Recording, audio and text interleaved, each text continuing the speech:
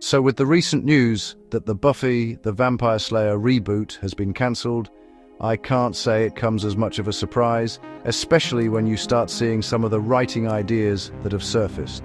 And it all feels very familiar in the worst way. A lot of it leans into the same modern habits. Characters delivering themes a bit too directly, dialogue that feels more like messaging than conversation, and an emphasis on ideas like agency without always grounding them in character. And that's usually a warning sign. When the foundation leans too heavily on that kind of approach, it can end up feeling disconnected from what made the original work in the first place.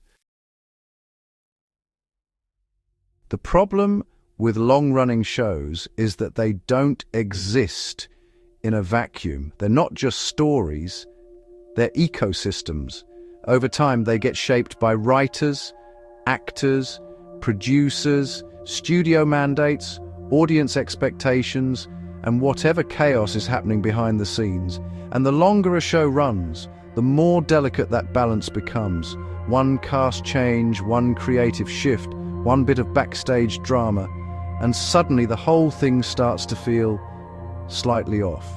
Not necessarily bad, but different in a way that's hard to ignore. That's why so many long-running series struggle to maintain consistency. Characters drift, tone shifts, and the original identity can start to blur. You see it time and time again. A show begins with a clear voice and direction, and years later it's still recognizable but not quite the same. Not because people stop caring, but because circumstances change. Writers move on, actors leave, studios step in with new ideas, and gradually the shape of the show evolves into something else. And that brings us to the bigger point. Creators matter. A strong creative voice often acts as the through line that keeps everything cohesive. You can change cast members, update visuals, or take the story in new directions, but if you lose that central understanding of the characters, things can start to drift, and when that happens, audiences tend to pick up on it fairly quickly. Welcome to the Snake Pit, where we're full of bile and venom. I'm your host, Snake Damon, and today I'm looking at the problem of long-running shows, behind-the-scenes chaos, and why removing a creator can leave a series feeling like an empty shell. Let's talk about Buffy the Vampire Slayer. Now, say what you want about Joss Whedon, and plenty has been said, but the man was Buffy. That show had a very specific voice. The dialogue, the rhythm, the way it balanced horror, humor, and emotion, that doesn't just magically carry over because someone else picks up the brand. Without that voice, you don't get the same Buffy. You get something wearing its skin. And audiences notice that almost immediately. It wouldn't even take a full season. A couple of episodes in, and people would be saying the same thing. This doesn't feel right. The character sounds off, reacts differently, the tone shifts. Because consistency isn't just about continuity, it's about understanding the core of the character, and that usually comes from the person who created them. Now, when it comes to all the behind-the-scenes drama and the he said, she said surrounding Whedon, I tend to take a step back from it. Not because nothing ever happens, of course it does, but because, perspective changes over time. People reinterpret events, feelings evolve, and narratives shift. But here's the logical question I keep coming back to. If it was that bad, why stay? Take Charisma Carpenter. She worked on Buffy, then moved over to Angel. That's not someone fleeing a toxic environment, that's someone continuing within the same creative circle. And that's where things don't quite add up. If the situation was truly unbearable, there were opportunities to leave entirely. Characters get written out all the time. Shows adapt. We saw it with Doyle, with Wesley. New characters come in, old ones go out. So why stay in that orbit? That's not dismissal, that's asking for consistency. Then there's the whole issue of comments about appearance, the you're getting fat side of things. Is it blunt? Absolutely. Is it polite? Not even close. But this is the television industry, especially on long-running shows, where continuity matters.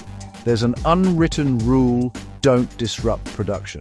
Pregnancy, weight changes, major physical shifts, they all impact filming. And historically, productions have handled this in multiple ways, writing it into the story, hiding it with wardrobe and camera tricks, adjusting schedules, even temporarily writing characters out.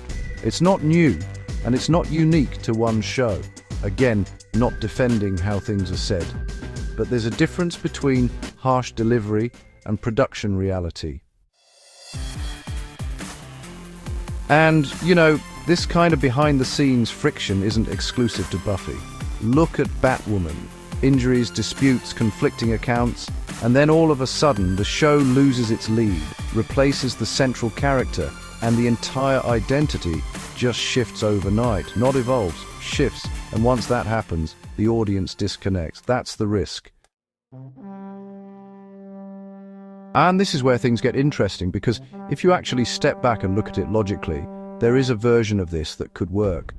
The key problem is the approach. You're dealing with a standalone character in a world that was built with a very specific vision in mind. Buffy isn't just a setting, it's a character-driven series built around one central figure. So the moment you try to continue that world while still using her name front and center, you're setting yourself up for failure. Because now the audience is asking one immediate question: where is Buffy? And if she's not there, or not there enough, every scene becomes a comparison. Now, look at Doctor Who. That show built change into its DNA with regeneration. The lead can change, but the character remains. Or Star Trek, which expanded outward with new crews, ships, and settings, allowing the universe to grow without being tied to one character. That's why they work. But Buffy doesn't have that built-in flexibility. So, if you call it Buffy New Sunnydale or anything like that, you're constantly reminding the audience of what came before and not giving the show a moment to stand on its own. It's tied to the name. And if Buffy herself isn't front and center, it starts to feel like an imitation. We've seen this before with Torchwood and Class. Same universe, same connections, but always living in the shadow of the main show. But they were allowed to thrive or crash and burn on their own name, not the pilot show. And that's exactly the trap this reboot fell into. Because without Whedon, like him or not, this was always going to be an uphill battle. You can't just take Buffy, strip away that original voice, layer in modern writing trends, and expect it to land. It stops being a continuation, it stops being an evolution. It becomes an imitation, and that's why the writing that surfaced feels so off. It's not rooted in character, it's rooted in messaging. It's not about who Buffy is, it's about what the writers want her to represent. And that's where things fall apart, because audiences don't connect with symbols, they connect with characters. At the end of the day, long-running shows live and die by their identity. Once that's gone, you're left with something that looks familiar on the surface, but feels completely hollow underneath. And sometimes, cancellation isn't a tragedy, it's mercy. Thanks for dropping by the Snake Pit, where we thrive on untapped potential and lost opportunities. Don't forget to subscribe and hit that bell, like the video, and leave your opinions in the comments, where naturally I won't be reading them. Until next time, stay venomous.